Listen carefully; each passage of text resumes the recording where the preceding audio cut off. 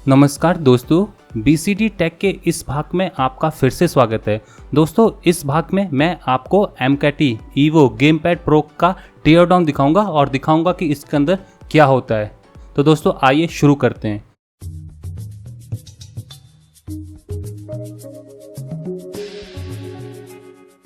तो दोस्तों इस गेम पैड को टीयर डाउन करने के लिए आप देख सकते हैं कि पीछे की साइड को स्क्रूज लगे हुए हैं, तो मुझे एक तरह से फ्लिप स्क्रू ड्राइवर की जरूरत पड़ेगी और मैं इन स्क्रूज को निकालने जा रहा हूँ। करीबन मिला के 1 2 3 4 5 6 7 स्क्रूज हैं। तो दोस्तों आइए अब इसको खोल के देख लेते हैं। और दोस्तों ये खुल चुका है। तो दोस्तों ये है MCAT EVO game pad pro अंदर से। तो दोस्तों देख सकते हैं कि अंदर को दोस्तों ये क्या है, मोटर, और इसका कोई कनेक्शन नहीं, वाइब्रेटर मोटर की तरह बिहेव कर रहा है। आप देख सकते हैं कि एक एंड इसका हैवी है और एक एंड आप इसका लाइट है। तो दोस्तों एक तरह से कह सकते हैं कि एक वाइब्रेटर मोटर है। फिलहाल इसका कोई कनेक्शन नहीं है और सिर्फ इसको वेट के पर्पज़ के लिए इन्होंने यहाँ डाल दिया। तो दोस्तों इसका एक्चुअल पर्पज़ मुझे समझ में नहीं आया।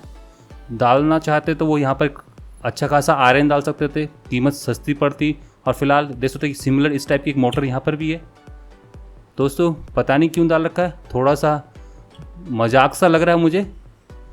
डिज़ाइन देखा जाए तो एक तरह से वाइब्रेशन टाइप की एक मोटर है। आप इसमें अगर करंट फ्लो करोगे तो ये वाइब्रेट करेगी। सिमिलर टाइप की एक मोटर यहाँ पर भी है। और देख सकते हो कि मुझे लगता है कि शायद MCAT वालों ने कभी सोचा होगा कि कभी इस गेम पैड प्रो के अंदर वो एक तरह से वाइब्रेशन को भी इंक्लूड करें, पर फिलहाल लेटर ऑन उन्होंने शायद इसको इग्नोर कर दिया, इस आइडिया को ड्रॉप कर दिया। तो फिलहाल खांचों में तो मोटर ही लगी है। तो दोस्तों फिलहाल 2 मोटरें हैं और एक तरह से वाइब्रेटर मोटर है और फिलहाल इनका कोई कनेक्शन नहीं। तो दोस्तों फिलहाल इसको इग्नोर कर देते हैं और चलते हैं आगे। तो दोस्तों देख सकते हैं कि एक बैटरी है और बैटरी को मैं निकाल सकता हूं। तो दोस्तों ये एक बैटरी है, देख सकते हैं कि छोटी सी 400 मिली एम्पियर आवर की बैटरी है। और फिलहाल मदरबोर्ड को दोस्तों रिलीज़ करने के लिए 2 स्क्रूज लगे हुए हैं, दिख रहे हैं साफ। एक स्क्रू दोस्तों ये है और दोस्तों एक स्क्रू यहाँ पर है। तो आइए निकाल कर देख लेते हैं मदरबोर्ड को। तो दोस्तों ये है इसका मदरबोर्ड। फिलहाल मदरबोर्ड को साइड में रख लेते हैं, आगे की साइड को देख लेते हैं। दोस्तों आगे की साइड को देख सकते हैं कि एक तरह से जो कैलकुलेटर्स में कनेक्टिंग पैड्स आते थे, स्विचेस आते थे या कीज़ आती थी, बिल्कुल वैसे ही है। पीछे की साइड को कंडक्टिव कोटिंग लगी हुई है और बिल्कुल रबराइज टाइप का ये डी पैड बटन है। सिमिलर टाइप का आपको देख सकते हैं ये वाले 2 बटन्स भी हैं और सेम टाइप का आप देख सकते हैं कि ये वाले बटन्स भी हैं, AB और XY। तो दोस्तों बिल्कुल सेम डिज़ाइन है और कोई ज़्यादा कोई तगड़ा यहाँ पर कोई परफॉर्मेंस वाला नहीं है। तो दोस्तों ये है इसका कवर जो आगे की साइड को दिखता है और फिलहाल यह है पीछे की साइड से। तो दोस्तों प्योर प्लास्टिक का बना हुआ है, कुछ खास नहीं है। तो आइए इसको साइड में रख लेते हैं और अब मेन मदरबोर्ड को देखते हैं। तो दोस्तों मेन मदरबोर्ड में देख सकते हैं कि 2 एनालॉग कीज़ हैं। तो एनालॉग कीज़ देख सकते हैं कि इस टाइप से चारों डायमेंशंस में वर्क करती है और ये वाली भी ऐसी वर्क करती है। और फिलहाल यहाँ पर आप इसका बम्पर स्विच देख सकते हो और ये टिगर स्विच है। टिगर स्विच भी दोस्तों देख सकते हैं कि एक तरह से यहाँ जा रहा है और नॉर्मल स्विच है। और दोस्तों यहाँ पर आप बैटरी का एडहेसिव देख सकते हो और ये है आपका on off button, charging port और ये है ब्लूटूथ IC, 2 क्रिस्टल ऑसिलेटर लग रखे हैं। और दोस्तों ये है इसका मेन माइक्रो कंट्रोलर और ये कनेक्टर्स देख सकते हो दोस्तों। ये है AB XY वाला और स्टार्ट, सेलेक्ट, होम और ये डी पैड का। तो दोस्तों कुछ इस टाइप का लेआउट है, कोई ज़्यादा खास बड़ा लेआउट नहीं है। तो दोस्तों आइए मैं आपको इसकी एक बार वर्किंग दिखा देता हूँ। दोस्तों इसकी वर्किंग समझने के लिए आपको समझना होगा कि कैसे एक कीबोर्ड वर्क करता है। तो दोस्तों कीबोर्ड वर्क करता है बेस्ड अपॉन ये कनेक्टर्स। तो दोस्तों इसमें एक तरह से स्विचिंग है, एक तरह से मैं कहता हूँ कि एक तरह से कनेक्टर्स हैं, ये ऑन ऑफ होते हैं। फिलहाल 2 कनेक्टर्स के बीच में अगर आप कीज़ को प्रेस कर दोगे तो की ऑन हो जाएगी, छोड़ दोगे तो की ऑफ हो जाएगी, मतलब कि करंट जाना बंद हो जाएगा। तो दोस्तों इन कीज़ का जो डाटा है वो आता है आपका डायरेक्टली इस माइक्रो कंट्रोलर के अंदर। तो दोस्तों ये माइक्रो कंट्रोलर है, MCU है, कीपैड कंट्रोलर भी कह सकते हो। और इस कीपैड कंट्रोलर क्या करता है,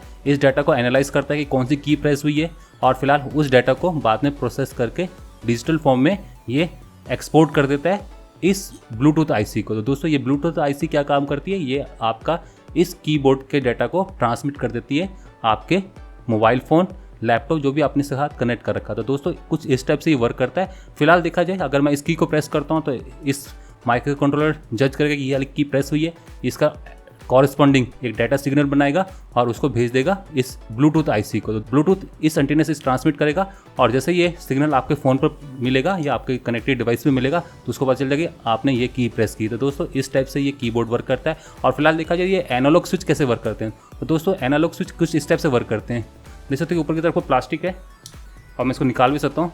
और फिलहाल स्विच ऐसा है, आप देख सकते कि कुछ इस टाइप का स्विच है, ये इस डायरेक्शन में वर्क कर सकता है, इस डायरेक्शन में जा सकता है और बीच में इस डायरेक्शन में भी कहीं भी घूम सकता है दोस्तों। तो फिलहाल ये स्विच ऐसे वर्क करता है दोस्तों। इसमें लगे हुए हैं 2 रजिस्टर, वेरिएबल रजिस्टर दोस्तों, एक यहाँ पर है और एक यहाँ पर है। तो दोस्तों देख सकते हो और एक स्विच भी है यहाँ पर, आप इसको क्लिकिंग दबाओगे तो क्लिक करेगा, एक स्विच यहाँ पर भी है।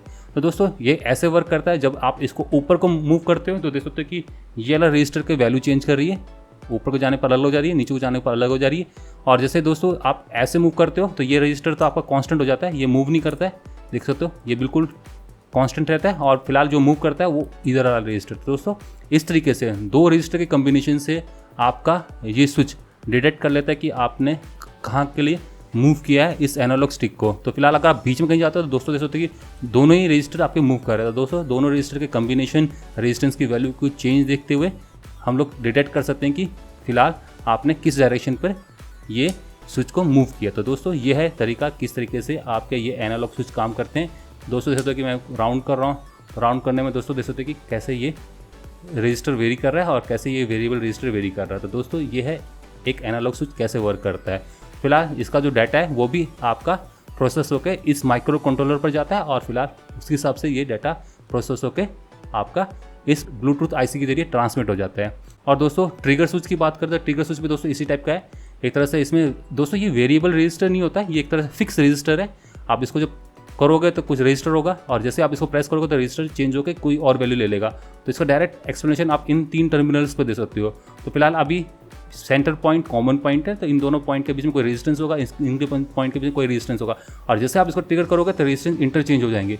तो दोस्तों इस टाइप से ये ट्रिगर स्विच वर्क करता है। और फिलहाल इस ट्रिगर स्विच का भी जो डाटा है वो आपका ट्रांसमिट हो जाता है डायरेक्टली इस माइक्रो कंट्रोलर के अंदर और इसके थ्रू ट्रांसमिट होकर चला जाता है ऊपर। तो दोस्तों कुछ नहीं है इस कीबोर्ड में, इस कीबोर्ड या इस तरह से गेम पैड में कुछ नहीं होता है। कीज़ होती हैं आपकी, जैसे कि आपको कैलकुलेटर्स में मिल जाती हैं, बिल्कुल उस टाइप की कीज़ होती हैं, उसी टाइप की डी सब कीज़ होती हैं और एक तरह से 2 एनालॉग स्टिक्स होती हैं। तो दोस्तों एनालॉग स्टिक्स में क्या होता है, 2 आपके वेरिएबल रजिस्टर्स हैं और फिलहाल उस रजिस्टर के थ्रू आपका जो माइक्रो कंट्रोलर है वो डिटेक्ट करता है कि आपने किस टाइप का प्रेसिंग किया और किस टाइप का आपका ये मूव कर रहा है एनालॉग स्टिक। और फिलहाल ट्रिगर स्विच की बात करें तो नॉर्मल ट्रिगर स्विच है और जैसे इसको दबाते हो और फिलहाल एक तरह से स्विच है यहाँ पर। अब यहाँ पर एक 3 वे स्विच भी रख सकते थे तो वो भी बिल्कुल ऐसे ही काम करता। फिलहाल उन्होंने अच्छा हैप्टिक फीडबैक अच्छा बनाने के लिए, अच्छी परफॉर्मेंस बनाने के लिए, स्प्रिंग लोडेड बनाने के लिए उन्होंने इस टाइप का यहाँ पर रजिस्टर लगा दिया। देखा जाए तो ये जो बम्पर स्विचेस हैं ये तो नॉर्मल स्विच हैं, आप इसको प्रेस करोगे तो कनेक्शन ऑन हो जाएगा और फिलहाल इसका डाटा भी इस माइक्रो कंट्रोलर के थ्रू प्रोसेस होकर चला जाता है आपके डिवाइस के ऊपर। तो दोस्तों ये है तरीका जिस तरीके से आपका एक गेम पैड वर्क करता है। दोस्तों यहाँ पर डायरेक्टली देख सकते हो कि ये स्विच है, इस बैटरी को on off he connect disconnect कर रहा है और फिलहाल इसका जो पावर है वो यहाँ ले जा रहा था। दोस्तों इसका मतलब कि जो ये वाला पोर्शन है ये टोटल इसका बैटरी चार्जिंग सर्किट है।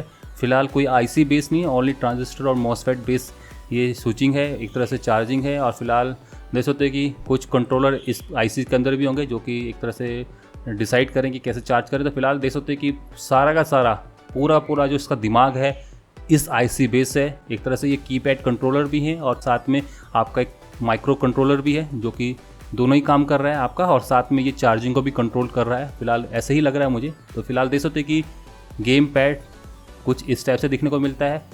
ट्रिगर स्विचेस हो गए दोस्तों, बम्पर स्विचेस हो गए, डी पैड देख सकते हो, एनालॉग स्टिक होगी और आपके कीज़ हो गए। तो दोस्तों ये रहा MKT का EVO गेम पैड प्रो। तो दोस्तों इसी के साथ मैं इस MKT EVO game pad pro की इस टीयर डाउन वीडियो को समाप्त करने जा रहा हूं। आशा करता हूं कि आपको ये वीडियो पसंद आई होगी।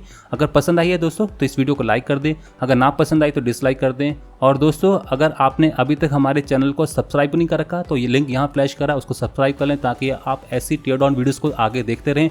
और दोस्तों मेरी आगे आने वाली tear down videos, technical gadgets review और मोबाइल फ़ोन रिव्यूज़ के लिए आप हमारे चैनल को देखते रहें। धन्यवाद, नमस्कार, जय हिंद, जय भारत।